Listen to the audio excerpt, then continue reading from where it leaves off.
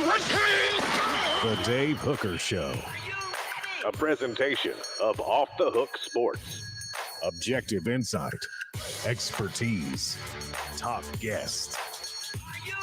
Available on YouTube, Apple, Spotify, and the Off the Hook Sports app. Download now for free. Also available on offthehooksports.com. I compute and obey. Now to Dave Hooker. Ready. We got the football to talk about. Welcome to the program, as Media Day was yesterday, and we appreciate you joining us because we've got a lot. Reaction to the Vols' first media session of fall camp as they hit the practice field Wednesday morning.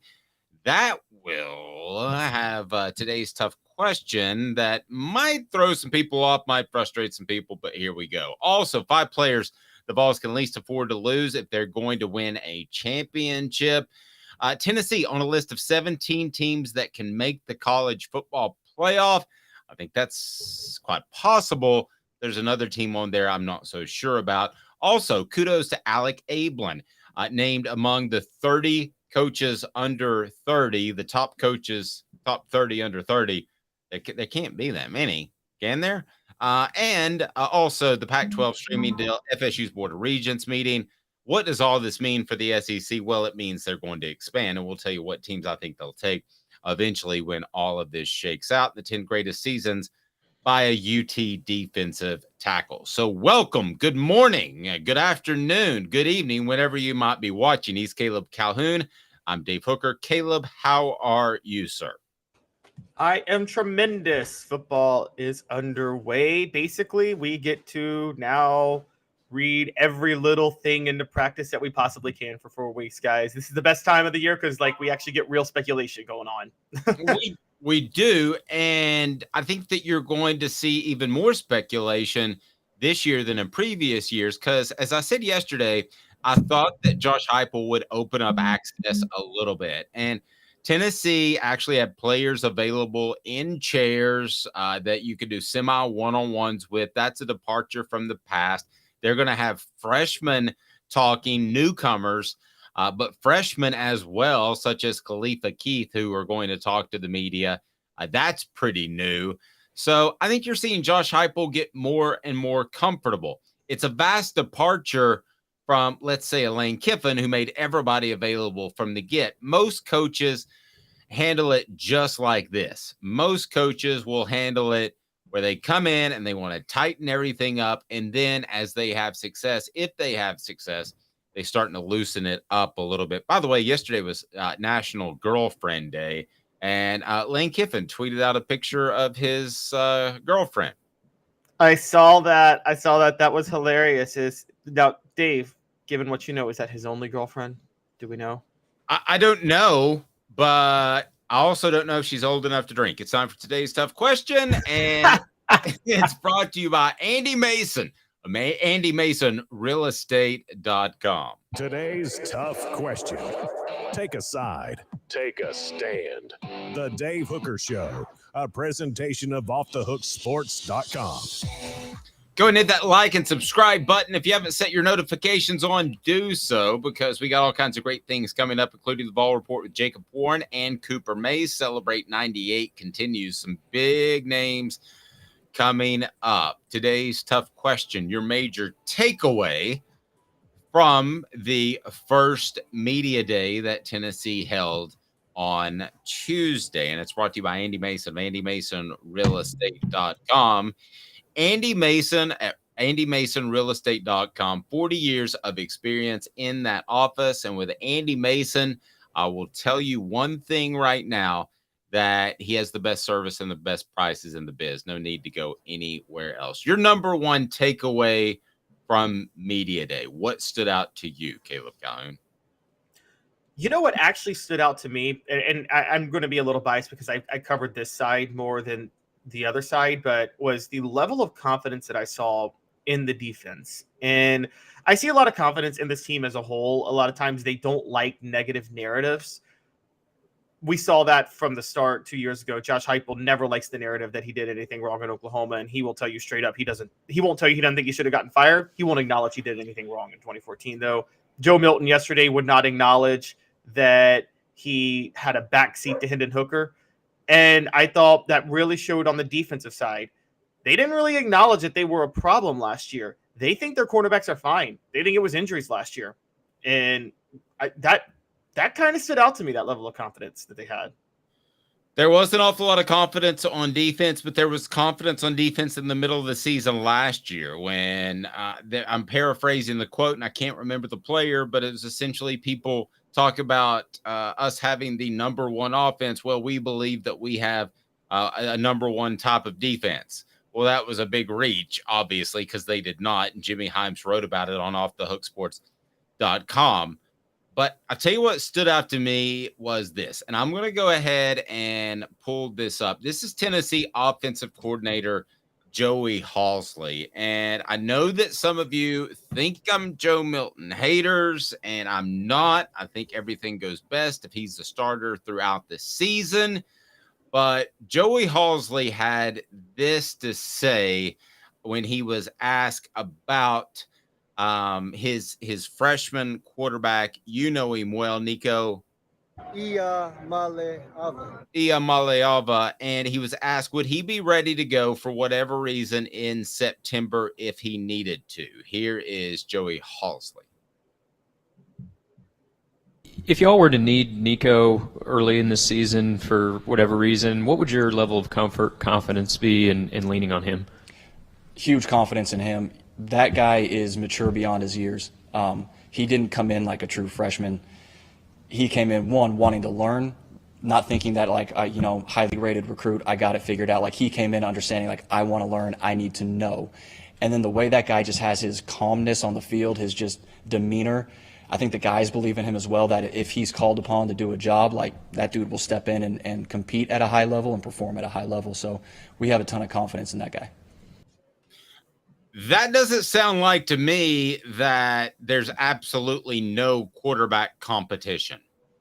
That doesn't sound like to me that they're 100% sure that Joe Milton will be the starter throughout. Let's remember that it was composure that cost Tennessee a possibility to win that Ole Miss game in which Joe Milton jumped out of bounds. And that may be completely remedied by this point, but it may not.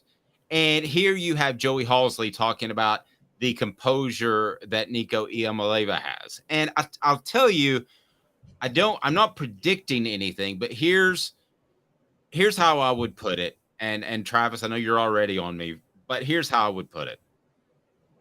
I thought there was a 10% chance that Nico could somehow wrestle away the job from Joe Milton during the season, barring injury. Where would you have been yesterday, Caleb, before media day? Would you have been even a 10% chance or less than that? I actually would have been higher, but I would have been 15 to 20, only because, not because of what Nico, but I just thought we still weren't sure of Joe Milton. And I thought he could play his way out of the starting job because the issues that we thought were there before, there's no reason to believe they're still not there. I was at a 10% yesterday. I'm at a 30%. You can say it's coach speak if you want, but Joey Halzle has barely been in front of the microphone. He hasn't mastered coach speak.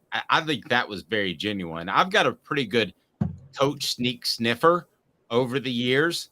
That wasn't coach speak. He meant it. He was absolutely complimenting Nico, and in the process, I think opened up the door for Nico to make some sort of serious push. Again, for those that want to be Joe guys or Nico guys, that's not where you need to be. You need to be Tennessee guys. So if it's best at some point for Nico to step in there, then that may be best for the team. Now, that being said, I thought during interviews that yesterday Nico was asked, would you be ready to step in? And he said, yes, if something happened with Joe. He got hurt. So I get the feeling that he views it as a competition, which is good, right, Caleb? You want him to view it as a competition. You don't want him going into camp going, I'm going to lose this thing, right? And I also thought that maybe there was a little bit of a bristle by Joe Milton at one point as we're bringing Caleb back in. I thought there was a little bit of a bristle by Joe Milton when he was repeatedly asked about Nico and his ability to come in. So we all say they're brothers, they're good buddies, they're best friends, and all that's great. But the simple fact is, Nico comes in here wanting to win the job. Nico is not coming in ready to be a backup, Caleb. Nico clearly wants to win the job, and based off what Joey Halsley said, he has the skill set to do so. Robert calls it welcome to Wacky Wednesday. Perhaps it is. But that's what I came away with, Caleb, is that there is an opportunity for Nico to win this job. And I'm talking outright. I'm not talking about Joe Milton making a mistake. I think Joe Milton starts the season. I think Joe Milton starts every single game this year, barring injury. But I have more doubt about that than I had before the Vols visited with the media in their media day. You? Yes, I also think that what you said right before I got cut off, I don't know what happened. I apologize there. But that Nico, I'm with you. I think he wants to win the job, and I think you want your quarterback to want to win the job. I mean, even if he is the freshman, that's the mentality. You don't want the quarterback to say, "Oh, I'm here to hold a clipboard for a year." You want the quarterback to always be ready to go. I mean, I harken back to 1980. This season could be like a 1989 campaign. Remember, Sterling Hinton played the first 5 games, and Dave, you were watching the year. I wasn't. I was 1 year old, so I wasn't. But my guess is Sterling Hinton didn't do anything to lose the job, right? They just felt they had a better chance with Andy Kelly the rest of the year. Yeah, and they did in retrospect. I mean, nothing against Sterl, who I love, but Andy Kelly was a perfect fit for that team that had a ton of talent. He was a ball distributor that didn't make a lot of mistakes. Yeah, they were loaded at receiver, and they had 2 great running backs. They didn't need a running quarterback, really, to try to make plays himself. I agree. And it was a better fit. They won the SEC doing so. They finished 11-1, and they finished in the top 5 that year. So could you see something like that? Could you see Joe Milton start the year, do nothing to lose the job, but then the coach is just halfway through saying, we got a better chance with Nico long-term. Let's throw him in there. Yes. I think that would take probably a loss at Florida, but I could see that being a possibility. Heck, they were undefeated when they benched Sterling Hinton. They were undefeated and just lost Reggie Cobb. And then they start Andy Kelly against Alabama. Yeah, that was pretty gutsy. I don't think they would rock the boat like that. And Joe Milton is a popular player on this team. No question about it. But they're not going to make a decision. Every one of these players that loves Joe Milton would love winning a championship more.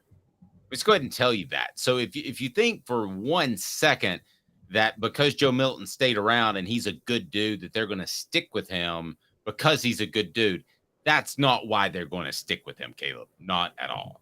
They're going to stick with him because he's the better football player. And if he's not the better football player, then he's going to find the bench.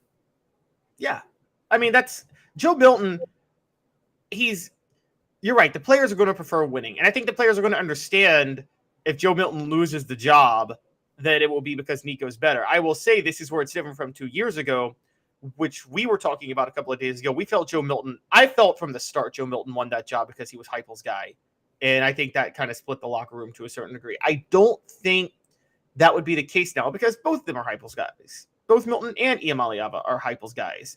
So I don't think it would have the same reaction. I mean, you see this, Dave, how often do you see this in the NFL? How often do you see coaches stick with quarterbacks against the wishes of the rest of the team because they're like, hey, man, he was my guy. I wanted him drafted. So I'm going to go down with this ship, and I don't care what the fans think. And that's what it kind of felt that Heupel did with Milton, but it's not going to be the same with Milton and Iamaleava. And have I seen anything out of Nico in spring or the Polynesian Bowl to say that he's the guy and he's going to be ready as a freshman? Yeah, I've seen enough ability. I haven't seen him in a scrimmage situation extensively. I haven't seen him in a college football game. So there's a lot more to see. And clearly, this is hypothetical. Just the tenor of the conversation by Nico, Joe, and Joey Halsley made me think that that's at least a possibility. At least a possibility. And I do know there was a lot of pressure, or Tennessee's coaching staff felt pressure to take Joe Milton to SEC media days, whereas they might have taken someone else, not Nico, but they might have taken someone else that's played more. I do know that for a fact. So they're aware of how they're being viewed and how they handle this situation. And it ain't easy because somebody brought up the $8 million that Nico's getting. So you have to not only make your football team happy by winning games, make your boosters happy by winning games, but at some point you're going to have to make whoever's shelling out $8 million for Nico, you're going to have to make them happy as well, Caleb. And I've been friends with high school coaches, and I've known a lot of college coaches. There are a lot of times when a starting position is a close call. Caleb, we look at it in retrospect all the time, and we say, oh, they definitely should have started this guy. Look at him. He went on to be a superstar, and the other guy was just trash. But a lot of times going into it, it's 60-40. It's pretty close. And if it's 55-45, and it's a close call in the middle of the year between Joe Milton and Nico, why wouldn't you think about the future, especially if you got a loss to Florida in the background? Which I don't think they're going to lose that game, but these are all real possibilities. This could certainly happen. All right, so that was my impression coming out of Tennessee's first media day, and Caleb's was the confidence of the defense. I certainly noticed that as well. Let's get to, you said 10 players in our 345 production meeting this morning that the Vols can't lose if they're going to win a championship or at least make it to Atlanta. I had trouble coming up with 10. Add that to this if you would like. And this is brought to you by Zen Sports. So I'll go ahead and tell you my 5 that I came up with. I came up with Cooper Mays. I came up with Joe Milton because I think if something happened to Joe Milton that Nico Iamaleava would make enough mistakes where Tennessee wouldn't be able to win a championship. Milton may do the same, but I don't trust a freshman. That's just me. Brew McCoy, because I think he's a cover one. I think he's a number one type of receiver that will dictate coverage. Then I went with Aaron Beasley, and I went with Jacob Warren because I'm not sold on McAllen Castles as being the other tight end, much less the tight end. So those are my 5 players Tennessee can least afford to lose if they're going to win a championship in 2023. And that's brought to you by our friends at Zen Sports, and we absolutely love Zen Sports, the new sportsbook in Tennessee, revolutionizing the way you earn sports betting rewards. That means no more deposit bonuses that turn into deposit nightmares. On Zen Sports, what you see is what you get, and you get their cash rewards program. You get a lot of cash for a welcome bonus. Earn an unlimited 5% cash back on your betting volume for your first 15 days when you sign up with the promo code HOOKED. That's right, unlimited 5% cash back. Keep betting, keep earning, with up to 3% cash back on your betting volume every month after that, and refer friends to earn a percentage of their betting volume as cash rewards too. Zen Sports is bringing the cash back to Tennessee. So if you bet big on sports, you want to be betting on Zen Sports. Zen Sports betting just got better. So those are my 5: Coop, Milton, McCoy, Beasley, Warren. Who would you add to that list, Caleb? Do you guys hear Dave over here? Milton's going to lose his starting job by Florida, but he's the second most irreplaceable player on this team. Well, first of all, that was no particular order. And if they're going to win a championship, Joe Milton has to be the guy. So I don't think that's contradictory. If he's not the guy, I think they would be willing to go to Nico. But if they're going to win a championship, I think he has to be the guy. Dave, have you heard of this cell phone or this calculator or anything in the 20th century? You know that true freshman quarterbacks can win national titles now, right? Have you heard of Trevor Lawrence? They can. Can you name 2 more? I can name redshirt freshmen. No, that doesn't count. Jameis Winston and somebody else, but I'm just saying. I don't, not just quarterbacks. I don't believe in freshmen as a whole until I see 2 or 3 games out of them. And then I think there's a freshman wall. So you're never going to get me on the freshman bandwagon. I've covered too much recruiting to know that basically 50% make it and 50% don't. And nowadays in recruiting, 10% can start early.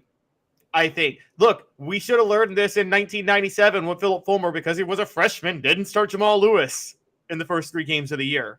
one of the worst decisions I've ever seen a coach make.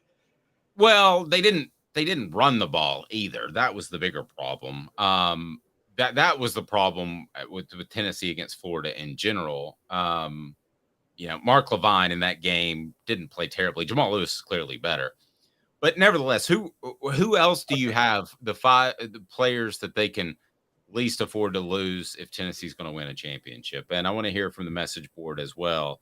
Let me get your thoughts as I want to hear where Caleb goes from this, because I'm having trouble getting past my 5. What do you think of my 5, first of all? Yeah, I was trolling your Milton one because you're Coop, Milton, McCoy, Beasley, and who was your 5th? Warren, Jacob Warren. Okay. I have Jacob Warren on my top 10, and I have Brew McCoy in my top 10. I actually have them at 6 and 7. And I do have Milton down at number 9, believe it or not. And I agree with you with Cooper Mays at number 1. But here are the other 4, the real 4. I got Wesley Walker at number 2. Tennessee doesn't have a free safety behind him, and he really stood out last year down the stretch, so I think he's the new Trey Flowers. I've got, and here's a big one, Dave, Javonte Spraggins, right guard. I don't think Tennessee has a replacement for him at right guard if he goes down. We don't know who they're going to find at left guard. So I would add Spraggins to my list. Okay. So now I feel confident about 6. I'm close on Wesley, but I'm confident. I got 6 now in my mind, at least. Okay. So now this is a big one because they might be without him because of the indictment, but I still say it's a big loss. But Jalen McCullough, I mean, now, they might actually be without him because of the legal issues he's dealing with, and that's going to be a problem if they are, because I don't think they have a safety that can back him up. He's the one veteran in the secondary. He's going to have to play some of Trey Flowers' role last year of covering for some deficiencies at cornerback, and if he can't go, Tennessee's in big trouble. So I got McCullough there. Fair. Okay. And then lastly, I've got in my top 5, I got Amari Thomas. I think he's the one proven defensive tackle on this list. You talk about the potential of Elijah Simmons, but Amari Thomas is the only guy that's proven anything. And if they're going to do what they talked about yesterday, bringing pressure without blitzing, they need Amari Thomas. No, I agree. He needs to collapse the pocket. The other thing I like about Amari Thomas is that he's got really good gap responsibility. I don't think he gets a little loose when he's rushing the passer. No, you're right. Amari Thomas, there might be other guys with more ability that end up having a better season. But as far as a consistently good player, I think Amari Thomas is the most likely candidate for that. You mentioned Jalen McCullough. Surely that whole thing that gets drug on and on and on is going to that assault charge is going to get taken care of before the season, you would think. I mean, totally unrelated. I'm watching coverage of the Trump indictment. And they said the problem is it's taken 2.5 years. Well, that's the problem with our legal system. You pointed that out in general, is it just takes forever. And I hope to goodness it doesn't affect this upcoming year based off what I've read and know. And I wasn't there. A drunk guy walked in his girlfriend's apartment, and most likely you're going to get smacked for that. But I find it interesting. You would have Wesley Walker as more valuable than Jalen McCullough, or which way would you Wesley Walker is the highest graded returning safety according to PFF in the SEC. And it's because of the way he finished the season was so strong. That's why I have him ahead. McCullough is questionable in coverage at times. I think he's a harder hitter, and he does come down with some interceptions, but in terms of actually like covering the field, I think that Wesley Walker has a better understanding of what to do in that regard. Also want to point out, you pointed out the Knox County DA that's prosecuting Jalen McCullough is also the one that spent 4 years trying to bring up a charge against AJ Johnson that he was acquitted of in 30 minutes. And it's the same DA. Well, that's frustrating. And I don't get into politics or the legalese of all this. I just know that in general that we need to move a little bit faster. And if a DA is trying to make a name for himself just by going after athletes, and there are better ways to make a name for yourself. Now, Todd, who I think is new to the program, said Flowers was too slow to cover for himself, much less someone else. You had a different take on Trey Flowers, and you mentioned it, I guess, midway through the season last year. And when I started paying attention to it, I thought you were right. I don't think either of us think he's an elite player, Caleb, but he is a guy that did have to cover up for a lot of mistakes in the secondary. So And we now know that he had the myositis issue that he was dealing with towards the end of the injury. So I think we need to remember Trey Flowers perhaps a little bit better than his performance would dictate. Is that fair? Yeah, Trey Flowers' senior year last year was very much like Jonathan Hefney's senior year in 2007, whereas Hefney actually had a lot more hype in 2006. But then Jonathan Wade, you remember, left for the NFL, and Hefney was a little more limited, so he had to make. These are players who like Trey Flowers because of Trey Flowers. It was his illness, but they couldn't be elite at safety, but they still were veterans and smart players. So they spent a lot of time trying to cover for issues that happened at cornerback to make sure they were kind of in the right position. You're right. Trey Flowers couldn't scan the field with his legs the way you would want a free safety to do. He couldn't do what Deion Grant could do. I mean, that's for sure. But he could still make sure he still had his eye on making sure that he was in the right spot if a cornerback got out of position. And he did that a lot last year. All right. Let's go to Jacob Warren, who's on both of our lists. Jacob, what do people need to do that are listening now? What's up, everybody? This is Jacob Warren asking you to like, subscribe, and share. Dave needs this. Yes, and don't forget to turn the notifications on. 17 teams designated as programs that can make a college football playoff. And remember, we're just still dealing with 4 slots. So did Tennessee make the list? 2 minutes off the Hook Sports with Caleb Calhoun. I'm Dave Hooker.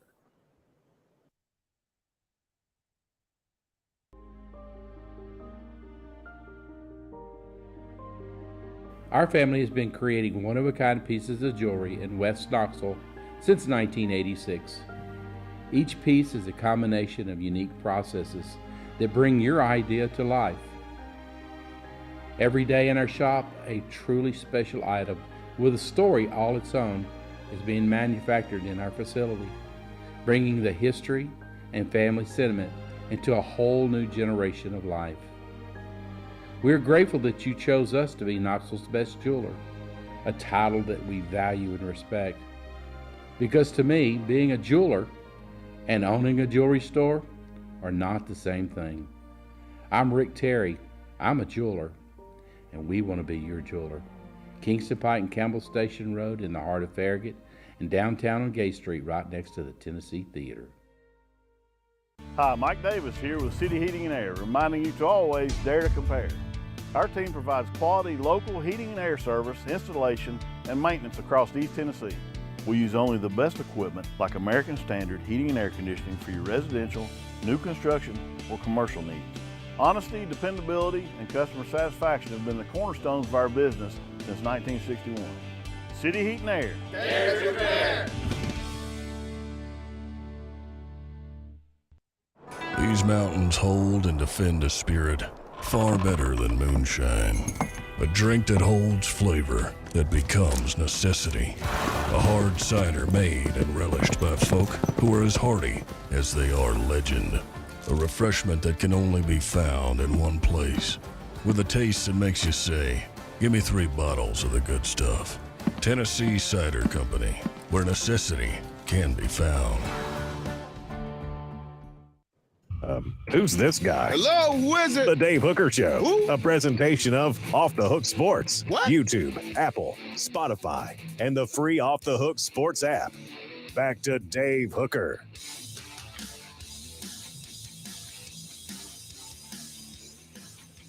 Appears as if we have a lot of new listeners on the message board, so we certainly appreciate that. Your thoughts on players that Tennessee simply cannot lose. We had somebody take the entire offensive line and the entire secondary. Well, there's your 10 guys. That's a little bit too easy. Changing gears a little bit. So according to ESPN, 17 teams, that's 17 teams, can make the college football playoff. What will this number be next year when it's 12 slots in the college football playoff? I mean, I would assume you go up to 50 teams at that point. If you're doing 17 for 4, you do like 50 for 12, right? Also, because the biggest reason is the 6 automatic conference champions. Okay, like there's like how many teams that can win the American or the Conference USA or whatever? One of those teams is going to the playoff. No, very good point. All right, so let's take a look at these teams, and you tell me if they're real teams that can make the college football playoff. And we'll start with Ohio State. I'm going to run through the ones that are pretty easy. Ohio State, Georgia, you tell me when to stop. Alabama, I don't know that I like this one right here. So that's Hey now. I got 3 right there. And then they've got Texas listed. That's crazy. Texas Stop. can make the college football playoff? No. Stop overrating Texas, people. They are not making the playoff. If they win the Big 12, the Big 12 won't have a team in the playoff. No, I don't see Texas at all. And then you have Michigan. Yes, Michigan. I think that's a big hey now. They can make the college football playoff. Now is where it starts to get a little bit interesting. Southern California. For me, that's a hey now. They could make it. You? That's an easy hey now. They could. I think they should be favored because they should win the Pac-12. I'm gonna go Clemson next. Clemson is a hey now for me because they play in the ACC, which may have about 4 members by the time we get to football season. But yes, they could make the college football playoff. Yes, they can. Yes, Clemson can make it. And again, similar to the Pac-12, Clemson should make it this year. Honestly. So maybe this 17 number isn't as stupid as I thought it was. LSU. Hey now. I think they can make the college football playoff. Yep, they can easily make it. Okay. Now I'm going to go against the grain a little bit. Notre Dame. That's crazy. No. Sorry, don't see it. Marcus Freeman is a player's coach. I think Notre Dame is one of the teams that takes a major dive because I think they played hard for him last year. It was 9-4, and that was the best they could do. And I just am not crazy about this Notre Dame team in general, but I'm not sold on Marcus Freeman as the head coach. I've always got a lot of concern whenever you hear players rejoicing when a coach gets hired, because that means to me that maybe he's a little bit soft. Can Notre Dame make the college football playoff according to you, Caleb Calhoun? Well, let's analyze this for a minute. Let's analyze this. So Notre Dame has to play 3 teams that we already named on the list. This is one of the tougher Notre Dame schedules. They have Ohio State, USC, and Clemson. USC is the week of midterms for Notre Dame. Dave, you and I know how it goes with midterms at Notre Dame. They don't let the players not take part in midterms, so that's a loss right there. Notre Dame still believes an hour in the classroom is more important than an hour in the weight room. Not true. Weight room's more important, but so that's a loss. So then you have to hope that if they lose one game, then they have to hope that they could beat Ohio State and Clemson. Not happening. They're not going to the playoff. Not happening. Does Notre Dame still get preferential treatment, you think, with the new college football? I say new. It's not that new. But do they get preferential treatment like they used to get because they're Notre Dame? Do they still have that pull, that national appeal? It can't be the same as it was 20, 30 years ago, but it's got something. Where is it? If they were a 10, like if the college football playoff looks at them and it says, man, if you can get Notre Dame in, that's a win. That's a 10. You've got to get them in there if it's close to them and Clemson. But where are they now? Is that a major pull for the college football playoff? Is that a huge get if they make it? I mean, I think it's significant because it's Notre Dame. I don't think it's monstrous. I mean, it's a pull, but let's talk about media writers' bias real quick. I actually think there's a bias against Notre Dame now, and I'll tell you guys why. There might be. You guys, yeah, and here's why. You think about how SEC people feel about Notre Dame. Most of these writers are Midwestern. I can tell you right now, I know this firsthand. As the conference realignment started in the 90s and, the independents started to die off and everybody joined conferences, Miami, Big East, Penn State, Big Ten, all of that, there is a genuine resentment in the Big Ten that among Big Ten fans that Notre Dame still won't join the Big Ten. They feel that Notre Dame gets the hatred for Notre Dame among Big Ten teams far outweighs the hatred for Notre Dame among SEC teams, and most of the writers are Big Ten writers. So, there's a big hatred for them. Yeah, and then you got Oklahoma. That's crazy. I I would be insane. How you feel about Marcus Freeman is how I feel about Brent Venables. Yeah, the only reason they're on this list to me is because they're a big name and it gets people talking, which is what we're doing. I feel the same way about Penn State because I don't think James Franklin is a closer, but they are on this list. Penn State. That's crazy. No, totally disagree with you. Penn State could easily make it because they could. I forget. I believe they have Ohio State at home this year. No, they have Michigan at home this year. They're able to win they're able to win those games when they're at home. And if they go 11-1, they could easily get in as a wild card team easily. So no, I actually think Penn State has, and this might be James Franklin's best team that he's ever had. Okay, we'll see. Always be closing, and I don't know that James Franklin is a closer. Now, what about Oregon? Oregon, I would say they can, but they won't. I mean, do you really think Oregon could beat USC for the Pac-12 title? No. So you convinced me. That's crazy. I don't think Oregon. I'm going to say I don't think Oregon can, since that's the parameters that we threw that out there with. And then you have Florida State. I know what you think about Florida State.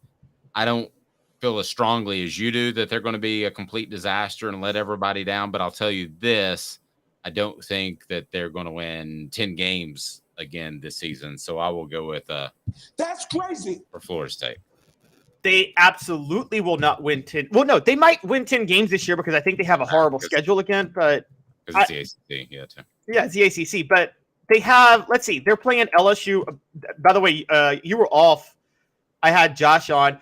I'm setting the line for Florida State Clemson. I'll set it myself, 15.5, and I'll take LSU on the line. I'm sorry, Florida State LSU. That opener, 15.5, and I'm taking LSU to cover.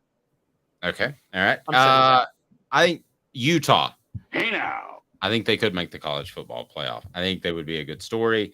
And I think that Utah is knocked on the door long enough. We'll get to Tennessee here in a second. But yes, I think Utah has a lot of respect from the committee. And it wouldn't surprise me at some point in the next 3, 4, 5 years if they made that. Well, I mean, they're going to make it when it expands. But it wouldn't stun me if they made it this year. Their special teams coordinator and cornerbacks coach's wife is in jail for 5 years for financial fraud, who was on Real Housewives of Salt Lake City. That's going to mess with the players. So that's not going to mess with the players at all. The players don't even know her. That was they know her. Okay, she was a big deal on Real Housewives of Salt Lake City, guys. Yeah, I guess.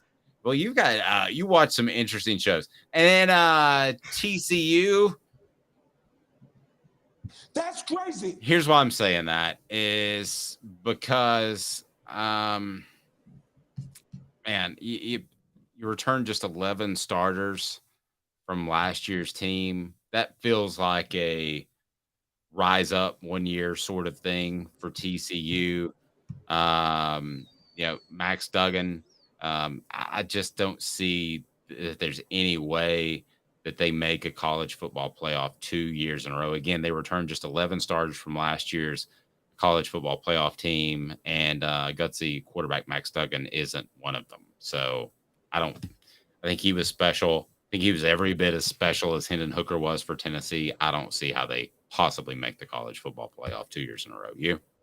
Yeah, I'm with you. I don't think that was a total fluke last year. They're not getting in. And then Wisconsin. That's crazy. I think Luke Fickell is going to be good. Luke Fickell is going to have success, but Luke Fickell is not going to go from, I think, 7-6 last year to making the college football playoff. I just don't see that. Hey, Dave. Mm-hmm. Let me give you Wisconsin's schedule to start the year.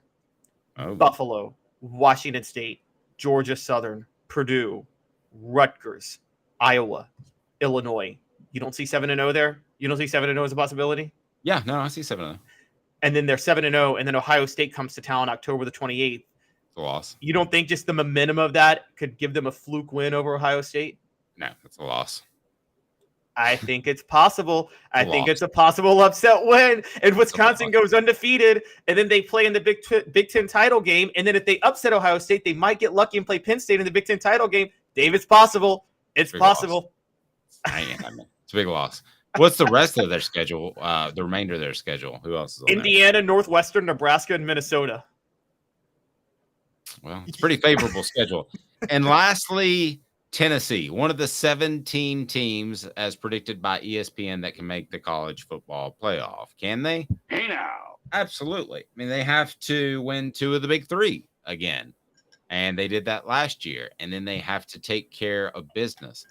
At this point, I think they're going to be very similar to where they were last year in that 5 or 6 range, just on the outside looking in. But I haven't released my official prediction yet. But I do think that Tennessee is certainly one of the teams. And if I did a top 8 list instead of 17, Tennessee would be on it. How high would they rank in your eyes? Okay, top 8. How high would Tennessee rank? So this is tough because we got, I think Ohio State, Georgia, Alabama, and Michigan all have to be ahead of them, right? Yes. Okay. I got to put USC ahead of them because USC's in the Pac-12, and I just don't see anybody beating USC in the Pac-12 this year. So you have Tennessee somewhere along the lines of 5-6 at the end of the year. Well, I'm going, yeah. Maybe and 6, then 7. There's Clemson. Now, I'll say this. Y'all know how high I am on LSU, but all things being equal, I might give Tennessee a better chance at the playoff than LSU just because the SEC East is garbage and the SEC West is a grind for LSU. But, we'll have to see. There's a lot of truth to that. Go ahead and hit that like button, that subscribe button, and turn your notifications on because we'll have a wrap-up of practice over the weekend from Jacob Warren and Cooper Mays. Looking forward to that. And what about teams left off? Are there any teams? I mean, 17 is a lot of teams. Are there any teams left off of this list? I got 2 from the SEC, and give me your thoughts. Y'all know how low I am on them. I'm not high on them, but I think it's fair to say if it does work out, which I don't expect, Texas A&M would play their way onto the 17 list. Whoa. If the Petrino-Fisher thing somehow works out, and it won't, but if it does, they have talent down there. They got a lot of talent. Okay. If they flip, that's okay. That's a big if. But all right, who else? And okay, Dave, don't woe me on this. Well, you can woe me if you want. But what do you think of Florida as a dark horse? Why don't you shut the hell up? No, I don't think so. I mean, they play Utah to start. If they play Utah and upset Utah, and then Joe Milton is as every bit as concerning as we thought he was, they get out of September undefeated in a top 10 team at that point. Well, they're not going to be.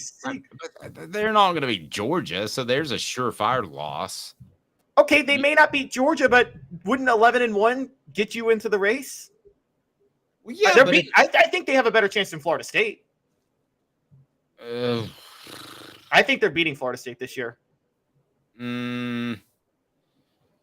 Let's put it this way. I wouldn't bet on either one of them to make the college football playoff. Can we agree on that? I wouldn't either. I'm just saying if Florida State's on the list, Florida should be. Yeah, people are high on Florida State, and they should be. That's fine. And again, they're going to play in the ACC. I just don't. The biggest factor, let's say Florida and Florida State had the exact same roster, and one has to go through the SEC and one has to go through the ACC. SEC East, though. Well, I think the SEC East has gotten significantly better in a short amount of time. Tennessee's better. Georgia's elite. South Carolina, I don't know that they have staying power. They've gotten better. Kentucky will have a bounce back year. They got caught up in the Will Levis tornado last year. Are you healthy? Are you not? And I think that really threw things off in what they wanted to do in Lexington. They're going to find themselves again, and that's running the football. So I don't think the East is nearly as bad as the ACC as a whole. Well, not as a whole, no, but I was thinking ACC Atlantic, since the Atlantic does have Clemson and Florida State in it together. But since I think Florida State is overrated, you are generally right. And okay, now coming to my generally. Thank you for giving me that. Coming to my mind, I might come to your side because Florida does play LSU. You're in the ballpark, right, is what you just told me. You're in the ballpark, right? So I will give you, now in my head, I'm thinking Florida also has to play LSU. And so having to play LSU, although having to play LSU on the road, yeah, okay, you might have a point. That's too lost. That's too tough. I have my moments. Kudos, Alec Abeln. one of the top coaches in college football, under 30 years old. He's among the 30 under 30 coaches. This is a pretty impressive list. I'm not at all surprised that he is on it, because there aren't a lot of coaches at big time programs that are under 30. Usually you don't get your big break until maybe your early or mid 30s. So what do you think of Alec Abeln, or do we really even know at this point what he's able to bring to the table? The thing that I like about Alec Abeln, and this was a list by 247 Sports, but the thing I like about Alec a lot is that he's worked with the offensive line extensively throughout his career. So I think he's going to make Tennessee's tight ends better run blockers, better pass protectors. And then ultimately the routes they run is going to be determined by a guy named Josh Heupel. So he doesn't really have to do a lot there. So he could have as much success as any of these coaches under 30 years old, because he seems to be in just the perfect position to succeed. And I have no reason to believe that he won't, based off the people that I've talked to. But what did you make of him being on this list? And then we'll play a little bit of four downs. Yeah, I was okay. So I'm with you. It's hard to find 30. I feel like it's hard to find under 30-year-old assistant coaches. So you wonder if the list is somewhat a default list where they were like, the process of elimination was, well, Josh Heupel picked him, so he must be good beyond there. Yeah, like the searches you do sometimes for prospects, and you say like from this state or from whatever, or class of 2025. Like maybe they just ran a search of assistant coaches under the age of 30, if that database exists. Yes, that's exactly what might have happened. But I will say this: Josh Heupel's last under 30 promotion was Kelsey Pope. And Kelsey Pope turned Cedric Tillman into a 1,000-yard receiver, turned Jalen Hyatt into a Biletnikoff Award winner.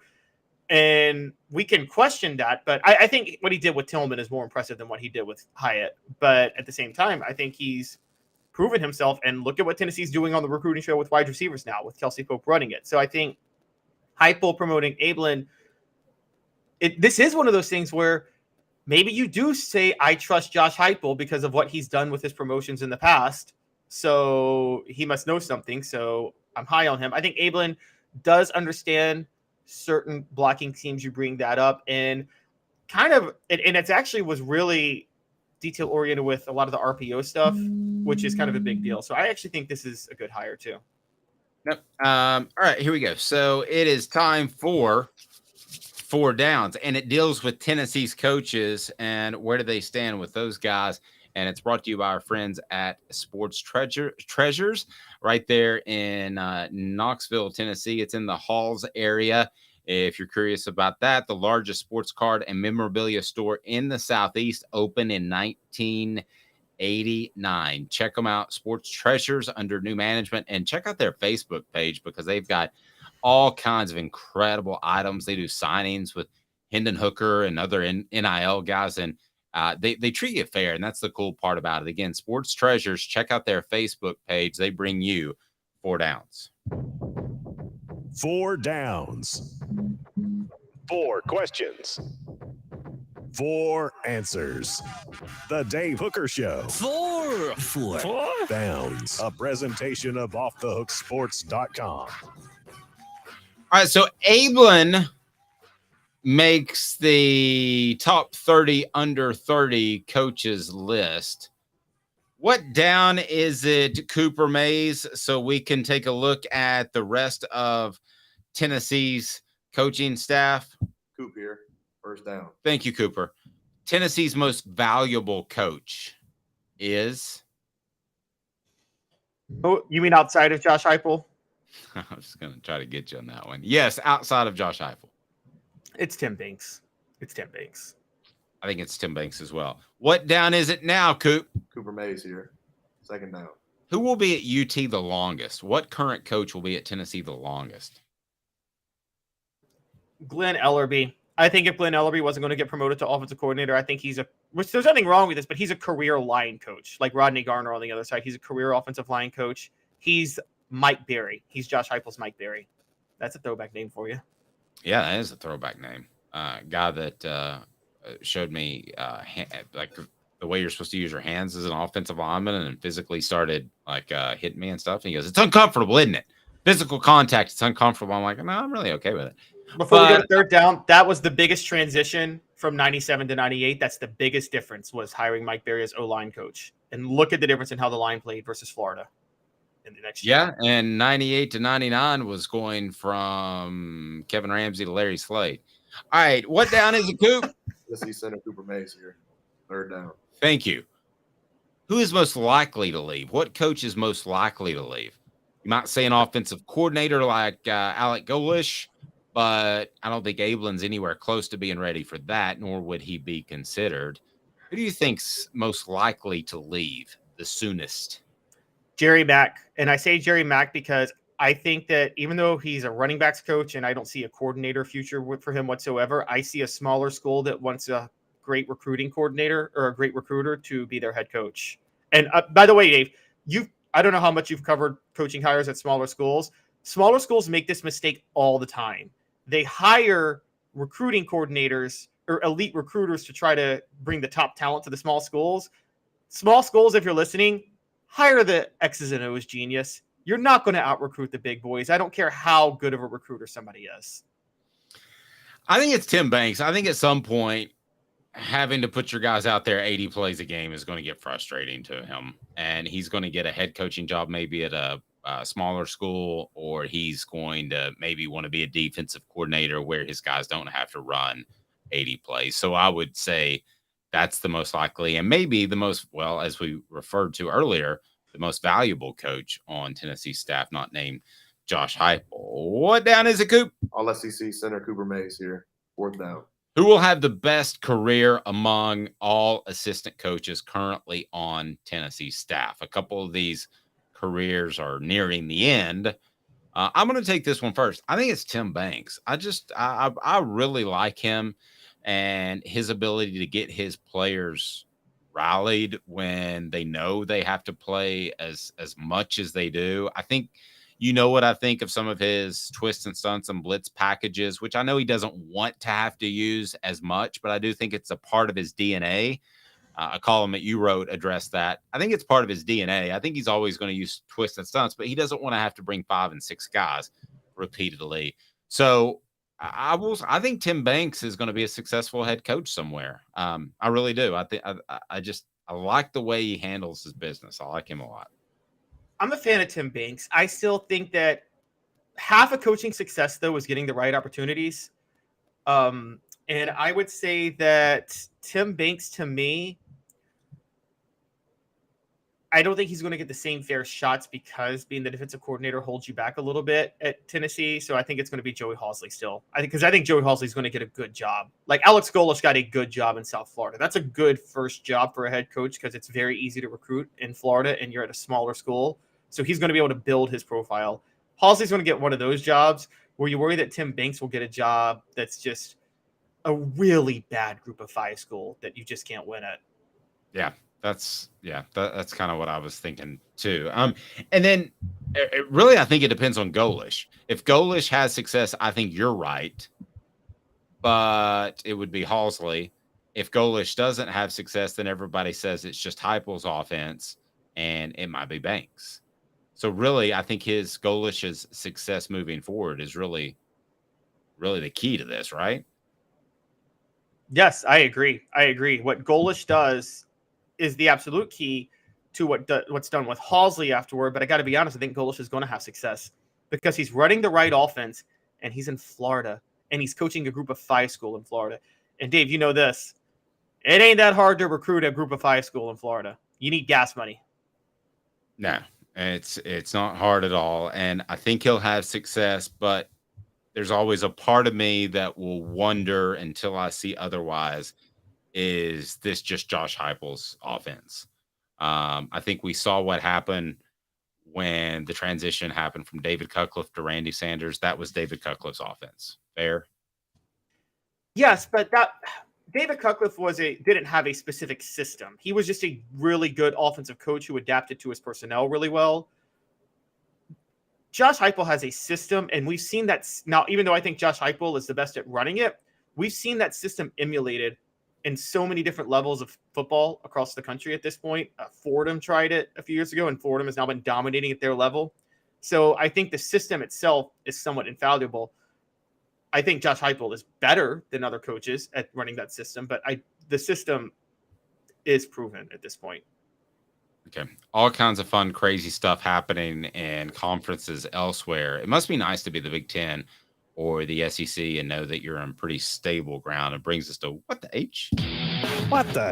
What was he thinking? Release the hounds. The Dave Hooker Show. Keep cool. A presentation of offthehooksports.com. All right, so get us up to date here on what's happening at Florida State, and the Pac-12 is falling apart. It feels like we say that every single day, but I want to discuss how that may affect the SEC. But right now, FSU is in upheaval. People are just trying their best to get out of the ACC. People are getting out of the Pac-12, 10, 8, 4, 7, 3, 2, 1, because they're losing members left and right. But give us the backdrop, and then we'll discuss how this could affect the SEC. Okay, so a couple of things happened. So this was breaking news yesterday. It was so breaking that nobody cared about it, and it didn't even make the front story of ESPN. But the thing that's been holding the Pac-12 back is they can't get a media rights deal.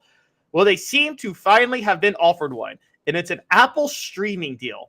Now, for those who don't know the streaming business, it's a bad business model for sports teams and sports leagues, unless you're the NFL, which can just demand however much money, because Dave, nobody's going to buy Apple TV to watch Pac-12 games. That's not going to happen.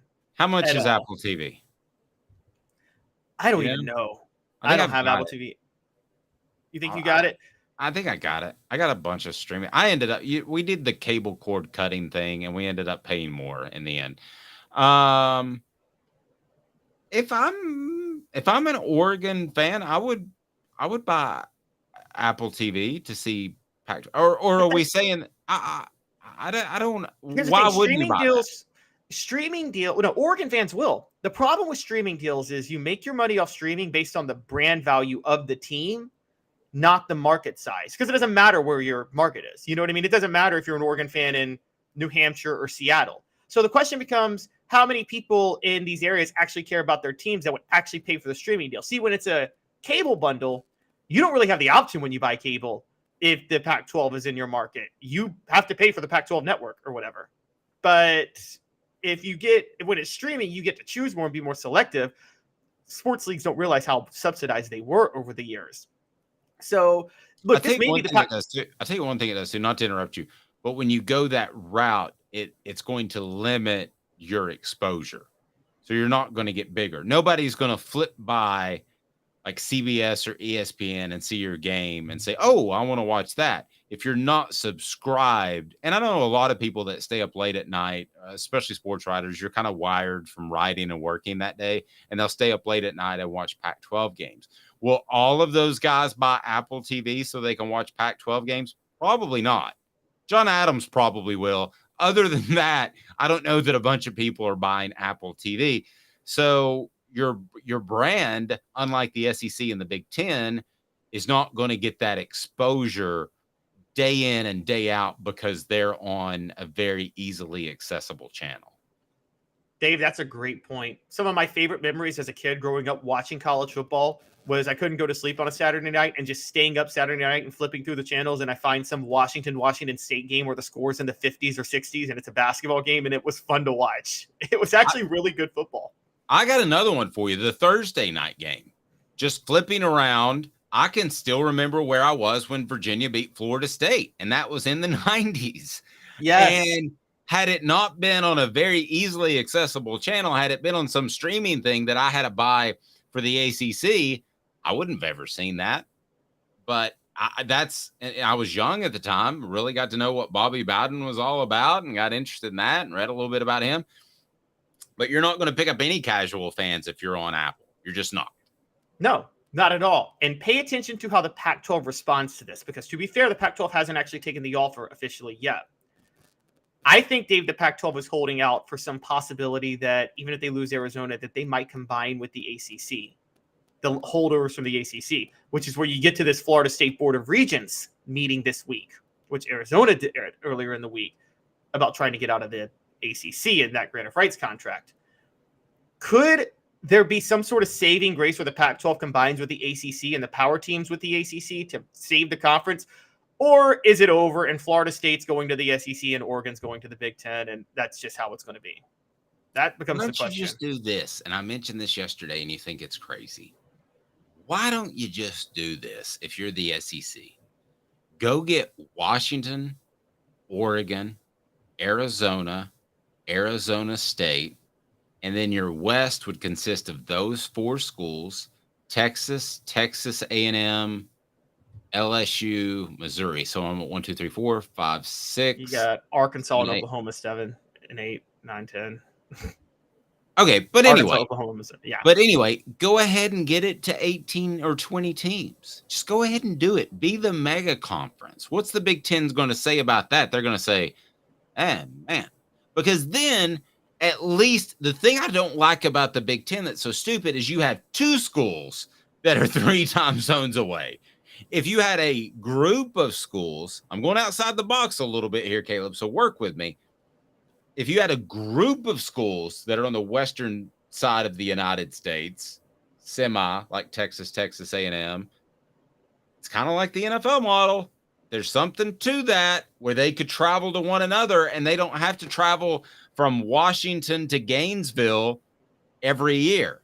I think build your own mega conference. It could be done with a couple of phone calls by the end of the business day. Okay, but everybody's forgetting how big the states are out west. So, yes, they may be in the same time zone, but Oregon and Washington are really far away from Arizona. Like, that's a plane ride. It's like an hour and a half plane ride. I think it's further than that. Hour and a half plane ride is it's 2 hours for me to fly from DC to Memphis, and I think that's closer than Oregon and Washington to Arizona. We think remember, Western states are much bigger. I don't need a geography lecture here. I understand, but still, even if it's a 2-hour plane ride, that's common practice, right? 2-hour plane ride's common practice. I think if you're going to do this, you got to regionally try to get one of the California schools done. Stanford or Cal. Just put yourself in the San Francisco market. No, I'm cool with that. You're not. No. You're greasing the wheels for me now. Stanford, Cal, Oregon, Washington, Arizona, Arizona State, Clemson. At a Utah Florida school, State. maybe Utah. Get the Salt Lake City in there. Somebody's going to pick up a phone call and make a mega conference. Look, the Big Ten is targeting that more than the SEC right now, and I will agree with you that the SEC is. Look, their complacency with the ESPN deal, they let themselves fall behind. So the only thing I would say is they don't have to do that. Brand value matters more than market. And Florida, they got 2 brands in their backyard in Florida State and Clemson. They can just give them a call. But do you see how my thought process is different than just having 2 schools on the left coast? Right. I get what you're saying. Yes. You could actually create a full division on the left coast for just those schools out there. And I mean, I thought that from the start. My dream is that somehow all this works out with the SEC and the Big Ten gobble up all the elite teams, and then they form the conferences within the conference. You know what I mean? So the SEC gets 24 teams and the Big Ten gets 24 teams, and the SEC says, okay, we're going to have 3 8-team conferences. And that's your conference, and they kind of run it, and the same with the Big Ten. So you kind of go back to regional things, with just the SEC and Big Ten as the governing bodies, which the NCAA is right now, when the NCAA is a governing body with no teeth. There you go. Smoky Hot Takes up next. I remind you to hit like, subscribe, and you can even share if you want. Have those notifications on. The top 10 seasons by Tennessee defensive linemen. Smoky Hot Takes, Off the Hook Sports with Caleb Calhoun. I'm Dave Hooker. I was really heavy into the drug culture. I was selling drugs. I was just constantly in pain. I was missing a good support system in my life. Cadis has given me everything that I need in order to successfully have a wonderful recovery, in order to have a life that I didn't even know was possible. And it's not just about me anymore, and I love that. I absolutely love it. You can take your life back. Call Cadis today. With all that sun, sand, and salt water, the beach is a very relaxing place. Unless you wear contacts. Ow! Open your eyes to the best the beach has to offer with LASIK vision correction from Campbell Cunningham Laser Center.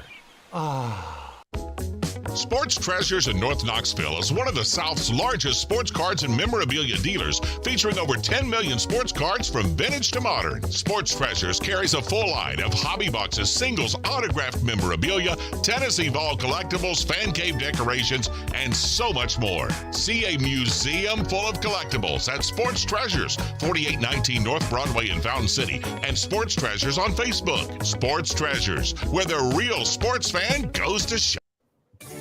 Objective coverage. Hey, that's new. If we get caught, we're going to jail. The Dave Hooker Show, a presentation of Off the Hook Sports.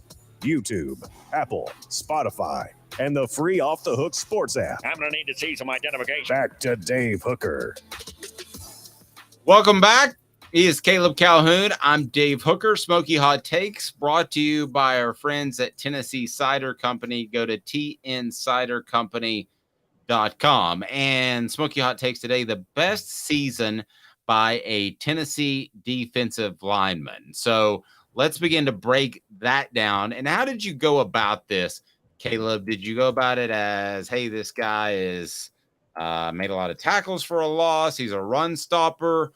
Or did you lean towards sacks? How did you put that together? Because it's on Off the Hook Sports right now. The 10 greatest seasons by a Vols defensive tackle of all time. And some pretty darn good ones up at the top of that list. But how did you judge them and the seasons that they had? Well, you can't lean on stats alone because, unfortunately, college football decided not to record stats for tackles and tackles for loss and sacks until the 70s, the 80s, and the 90s. And by the way, may I say something about that real quick? Can the NFL and college football, as big as they are and as much money as they have, not go back and count them up? Well, there's a problem. A lot of games weren't televised. There's some games with no film. You would at least agree that the NFL could, right? NFL probably could. NFL probably could. Anyway, that's kind of a pet peeve of mine. They don't, because the numbers would have been higher. Because if you notice, baseball's doing that now. It wouldn't be Michael Strahan. Yes, baseball's doing that now. You notice they're trying to compile Negro League stats, but unfortunately there was not the same coverage of it, so they can't fully get the stats. They're close, but it's painstaking work. By the way, how entertaining is baseball now with the pitch clock? I don't want to get sidetracked, but it's just a different game. I'm really enjoying baseball for the first time in a while. It's great. And guess who's first in the AL East right now, Dave? I don't know. Malik Jackson is number 10 in 2011. He had to get through some Derek Dooley, but he managed that. Then Albert Haynesworth at number 9 in 2001. What I remember about Albert Haynesworth, other than trying to hit Will Offenhusel with a pole during practice, other than that, was going to South Carolina. And South Carolina was one of those schools that recruiting got really dirty. And I know a guy that his mom lost his job because he went to Tennessee instead of South Carolina. She worked for the government and she lost her job. Albert Haynesworth's family was given a really hard time. And after Tennessee won, it was a little dig route on 4th and 14, I believe, by Casey Clausen that set up the winning score at the end of the game. Albert Haynesworth had to be restrained from going into the student section and gave them all the one finger salute. So I've got a lot of good Albert Haynesworth memories. That's one of them that I can actually tell publicly.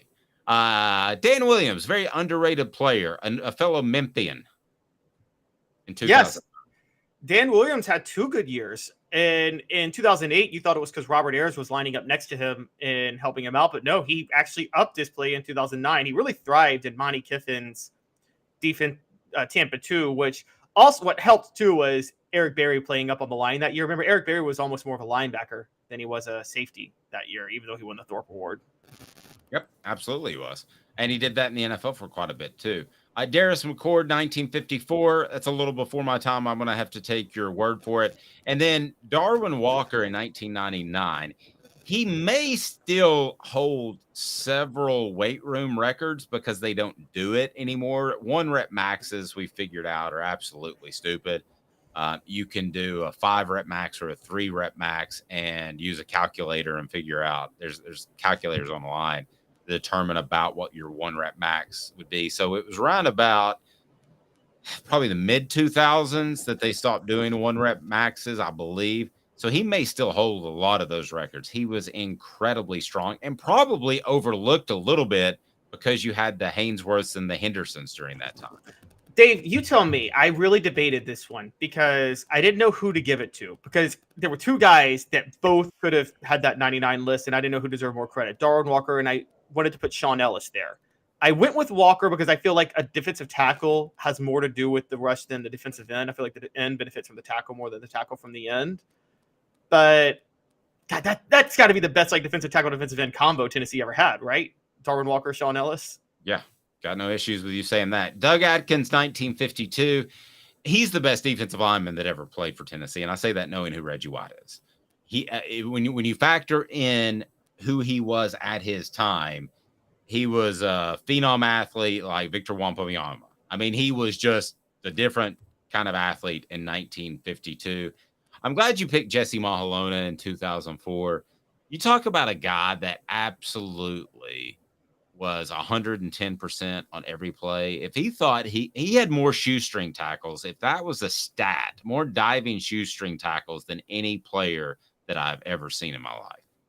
Yeah, and Jesse Mahalona was that was at a time when people were starting to realize they prefer taller defensive linemen, and Mahalona was very undersized, but he used his leverage for being undersized probably better than any defensive tackle I had ever seen. And it made him, I still say, just purely as a run stopper, since I've been watching, the best run-stopping defensive tackle I've ever seen at Tennessee. Then you had Steve DeLong at number 3, John Henderson at number 2 in 2000. He was pretty good. The 2 Outland Trophy winners, DeLong and Henderson, 64 and 2000. Henderson, it's funny because you had him on Celebrate 98, but looking back, I'd love to ask Fred White about it because Henderson was thrust into the starting role in 99 after Billy Ratliff got hurt, but I'm like, I feel like John Henderson should have been starting from the start, even though he was young. I'm sorry. That was a freak of nature, his talent. Do you remember when the slapping came out when he was with the Jaguars afterwards? Yeah. You remember how he'd get fired up for games and a guy would slap him as hard as he could to get fired Come on, up? Joe. That ain't good enough. I mean, he was such a quiet guy. That was a stunning video to me. Absolutely. By the way, just got inducted to the Tennessee Sports Hall of Fame 2 Saturdays ago. Ron Slay introduced him. Oh, good deal. I was not aware of that. Is Ron in yet? I do not know if Ron is in yet. Well, he needs to be in. He does. And then, that was a week after we were at SEC Media Days, funny enough. Okay, well, he needs to be in, no question about it. And then you got a guy named Reggie White. 1983. Yeah, in 1983. And what a special player. And I hate that his life ended way too early, but a special player. I met him only once in an airport, and he was in a hurry. It was a handshake, and that was it. But what a special individual, a really intelligent guy too, that was obsessed with learning more about religion, and he was, I think, Christian for the most part of his life, but really into studying Judaism at one point. I just thought he was a very fascinating person, the type of guy that I would like to sit down and talk to for an hour and see what came out of it. Yes, and for people who question, because Reggie White played defensive end in the NFL, that's true, but he was a tackle in college, which actually makes the record he set for 15 sacks all the more insane. And I feel like what I've learned with defensive tackles, what you just told me about John Henderson being quiet, what we've learned about Albert Hainsworth, where you had to trigger him to get angry, and what we learned about Reggie White is to be an effective defensive tackle and win those battles, there seems to be a really tough mental spot you have to put your head in. And I don't know where that spot is. You know what I mean? But you really have to have the right headspace to be able to win with the guy in front of you. It's almost like, Dave, you told me the fundamentals of playing the position. Well, I'm not saying you're this, but I hear UFC fighters they feel at peace when they're fighting in the ring and they're taking those hits. Where somebody like me, I'm like, I don't want that type of pain. But it seems like that seems like I to be the thing. think everybody's different. You and I were having this conversation about people that there are players that smoke marijuana before practice or games. Some people like to be in that zone. Some people like to be in that physical zone. Hainsworth is a great example of a guy that wanted to go out there and he acted like he was angry at every single person that had ever walked the face of the earth, period. And he was able to turn it on and off with Jeff Fisher. And I think Jeff Fisher was the perfect coach for him, except for the one incident against the Cowboys.